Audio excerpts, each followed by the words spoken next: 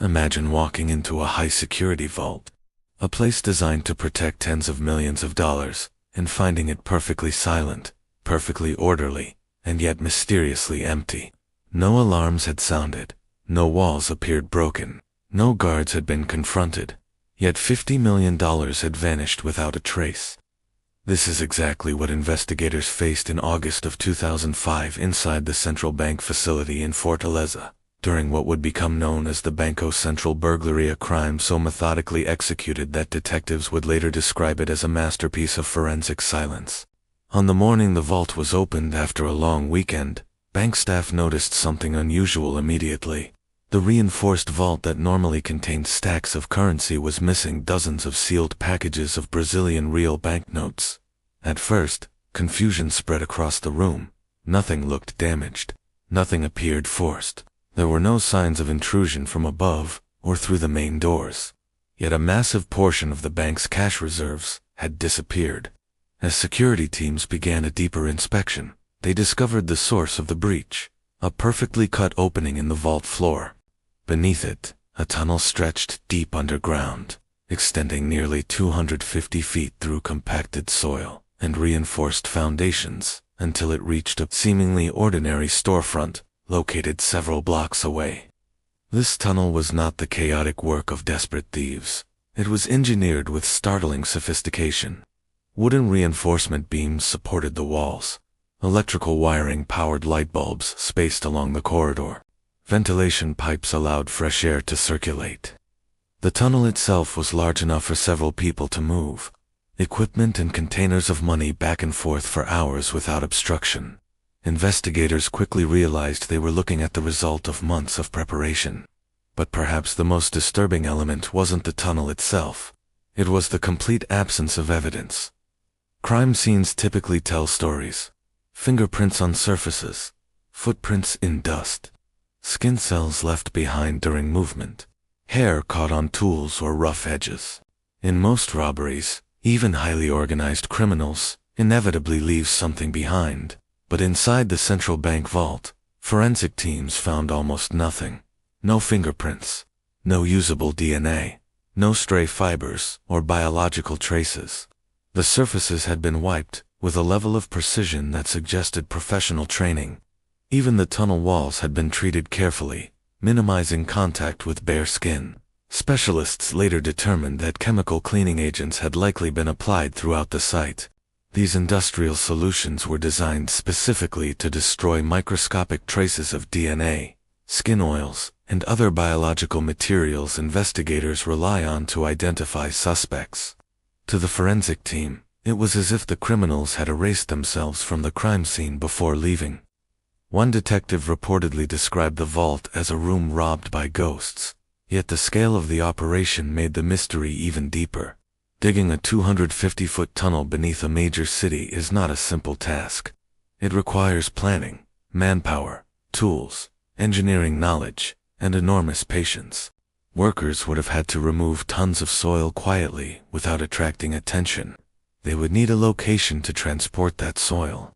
They would require equipment for lighting, structural reinforcement, and excavation. And they would need the discipline to maintain secrecy for months. When authorities traced the tunnel back to its origin point, they found a rented commercial building that appeared to operate as a landscaping company. Inside, the location looked like a small storage business. Tools were present. Bags of soil and equipment were stacked in corners. To a casual visitor, it appeared completely normal. But beneath the floorboards was the start of the tunnel, carefully concealed and expertly reinforced. Investigators concluded that the robbers had used the storefront as their operational headquarters. It allowed them to dig gradually, while masking the movement of soil and equipment under the cover of a legitimate business. Trucks could come and go without raising suspicion. Supplies could be delivered openly.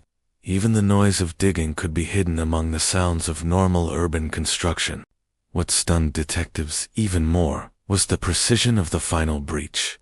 The tunnel had reached exactly the right point beneath the vault. Not too shallow, not too deep. The criminals knew precisely where to dig. The accuracy suggested they had access to architectural information about the building's foundations or vault layout. Whether obtained legally, stolen, or provided by someone with insider knowledge remained an open question. But one fact became clear immediately: this was not the work of amateurs. The crew behind the tunnel demonstrated extraordinary patience and discipline. They dug for months. They installed structural reinforcements to prevent collapse. They installed lighting and ventilation systems so workers could remain underground for long periods. And when the moment came, they entered the vault during a holiday weekend when the bank would remain closed for nearly 48 hours. That window gave them enough time to move enormous quantities of currency out of the vault and through the tunnel without interruption. By the time employees returned to work and opened the facility, the criminals had already disappeared into the city. No alarms had been triggered. No security cameras captured their faces. And perhaps most unsettling of all, the vault had been emptied with surgical precision while leaving behind almost no trace that anyone had ever been there. As investigators began reconstructing the timeline of the robbery, the sheer scale of coordination became impossible to ignore. The criminals had chosen the perfect moment to strike a holiday weekend when the central bank building would remain closed for nearly 2 full days. That decision gave them approximately 48 hours of uninterrupted access to the vault. Within that window, the crew transported nearly 3.5 tons of physical currency through the tunnel, a logistical challenge that would require not only manpower but extraordinary planning. Each bundle of cash had to be collected, packed into containers, and carried back through the narrow underground corridor to the storefront headquarters. The operation likely required dozens of trips through the tunnel, yet not a single security company monitoring the bank reported an alarm or breach notification during that entire period. The silence raised disturbing questions about how the criminals avoided triggering seismic sensors designed to detect vibrations from drilling or structural tampering. Modern vault security systems rely heavily on these sensors to detect attempts to breach walls or floors, but in this case, the crew appeared to have bypassed them entirely. Some investigators theorized that the tunnel approach itself helped minimize vibrations, instead of drilling directly through the vault from above, which would create noticeable shock waves. The thieves slowly weakened the floor from beneath, spreading the force across a larger area. Others speculated that the criminals might have used specialized equipment designed specifically for low vibration cutting. Another theory emerged: signal interference. Security experts suggested the possibility that the crew deployed signal jammers capable of disrupting alarm transmissions. If such technology had been used, it would have prevented any automated alert from reaching the monitoring companies responsible for responding to security breaches. Although no jammer devices were recovered, the theory remained plausible given the complete absence of alarm notifications. Meanwhile, investigators turned their attention to the paper trail left behind by the storefront rental. The building had been leased by a company that presented itself as a landscaping business, a perfect cover for moving large amounts of soil without raising suspicion. According to the documents, the company had provided valid identification, tax numbers, and business paperwork. But when detectives began tracing those identities, they discovered a maze of shell companies, fake addresses, and dead ends. Every lead dissolved into another layer of fabricated records. Whoever organized the operation had carefully constructed a network of false identities designed to collapse under scrutiny. The deeper investigators dug into the paperwork, the clearer the picture became.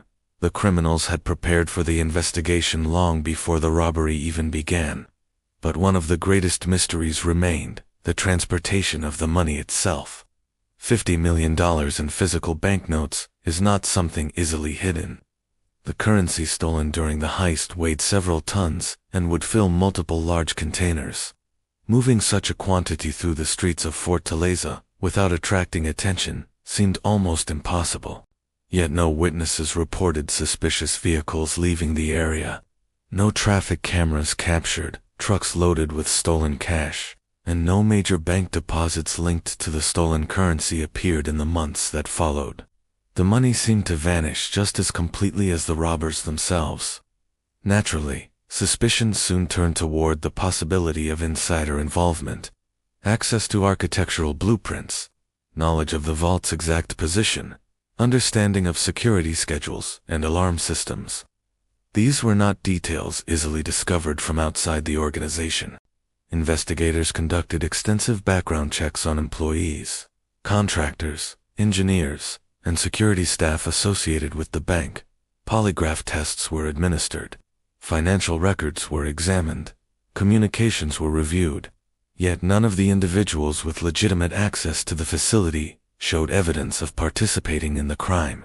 Each passed the initial screenings, leaving detectives once again facing the unsettling conclusion that the criminals may have gathered their information through entirely external means. As years passed, fragments of the story slowly surfaced through arrests, linked to smaller crimes involving suspects believed to be connected to the heist. But despite occasional breakthroughs, the majority of the stolen money was never recovered, and the core leadership behind the tunnel operation remained elusive. By 2026, the investigation into the Banco Central Burglary still stands as one of the most remarkable examples of criminal engineering in modern history. Security experts often compare the robbery to modern digital hacks carried out by sophisticated cybercriminal groups. In both cases, the attackers spend months studying systems, identifying weaknesses, and executing precise breaches designed to avoid detection entirely. But unlike digital attacks, this crime required physical labor on an extraordinary scale.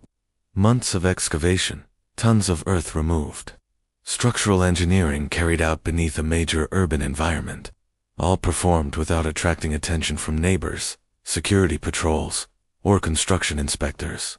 In the end, the greatest lesson from the Fortaleza tunnel heist may not be about how the criminals succeeded.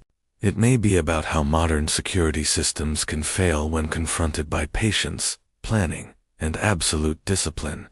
Steel vaults, seismic sensors, surveillance cameras, and alarm systems were all designed to stop thieves from entering through doors and walls. But the criminals who planned this operation approached the problem from an entirely different direction. They bypassed every safeguard by attacking the system from below literally and strategically, and in doing so, they executed what many investigators still consider one of the closest examples to a perfect physical crime in modern history. Because in the end, the tunnel was discovered, the vault was emptied, and the investigation launched. But the architects of the heist disappeared into the shadows, leaving behind only a silent corridor beneath the city, and a question that still haunts forensic investigators around the world. How do you catch criminals who planned every step not only to steal the money, but to erase themselves from the crime scene entirely? And perhaps the most chilling realization is this: if a crew like that could do it once, somewhere in the world, they might already be planning the next perfect crime. Subscribe to Criminal Verse, where every crime hides a story.